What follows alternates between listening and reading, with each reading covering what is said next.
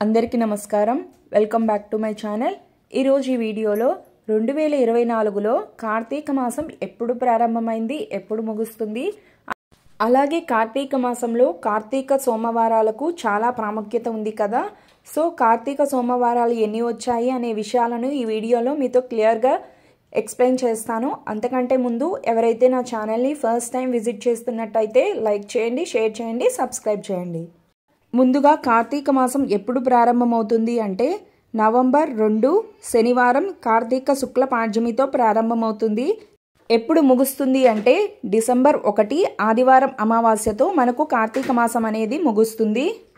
ఇక మనం కార్తీక సోమవారాలు ఎన్ని వచ్చాయి వాటి తేదీలను చూద్దాము। ఈ సంవత్సరం మనకు 4 కార్తీక సోమవారాలు వచ్చాయి। వాటి తేదీలు వచ్చి 4, 11, 18, 25। ఈ ఇన్ఫర్మేషన్ మీకు యూస్ఫుల్ గా ఉంటుంది అనుకుంటున్నాను। ఈ వీడియో గనుక మీకు నచ్చితే లైక్ చేయండి, షేర్ చేయండి, సబ్స్క్రైబ్ చేయండి।